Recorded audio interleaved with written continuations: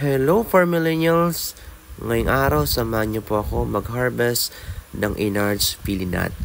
Itong Inards Pili Nut na po na ito ay pig-inarching po natin last September 2024 at ngayon po, ika-6 na buwan na po nito at kailangan na po nating mag-harvest. Actually, 5 buwan pwede na po nating i-harvest, kaya lang pinasobrahan po natin ng 1 buwan para masigurado po natin na mabubuhay ang ating inarching. Sa mga gusto pong matuto patungkol po sa inarching ng Pili Nut, tayo po'y magbibigay naman po ng mga contents sa susunod po na mga araw patungkol naman po sa kung paano ginagawa ng step by step ang inarching. Sa mga hindi po nakakaalam for millennial, ang inarching po ay nakakatulong po para masigurado po natin na bubunga ng maayos ang ating Pili Nut. Dahil po ang Pili Nut ay maaring lalaki or babae ang kanyang buto kapag ito'y tumubo na po. At pag lalaki, therefore hindi po ito magbubunga ng produkto.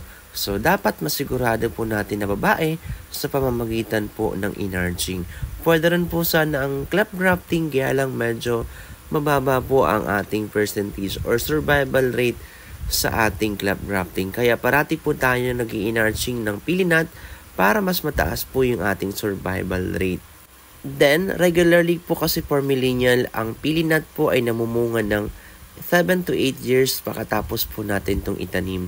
Pero kapag tayo po nag-inarching, 3 to 4 years po, meron na po tayong unang pong ma-harvest po ng mga Pili Nut. So, ganun po, kadali mamunga yung inarch pili kumpara po sa mga pili na pinatubo gamit po yung mga buto hanggang ito po ay lumaki at mamunga. By the way, for millennials, maraming salamat po sa pagsuporta sa ating mga contents. Dahil dyan, shoutout po kay Maring Jocelyn Apin Maiwat at kay Joseph Blagesa Gandol at kay Jesmel Tampagal TV. Maraming salamat po sa inyong mga suporta at patuloy pong pagtangkilik sa ating mga contents. Pagkatapos po nating i-harvest po ang ating inarch pili, puputulin na po natin yung sanga ng seedling or rootstock upang hayaan na pong tumubo yung nakadikit na pong sayon galing po sa matured mother tree at ito na po yung ating bubuhayin para lumaki hanggang ito po ay ma-harden po natin ng halos 2 buwan bago po nating i-transplant sa ating permanenteng pagtataniman po.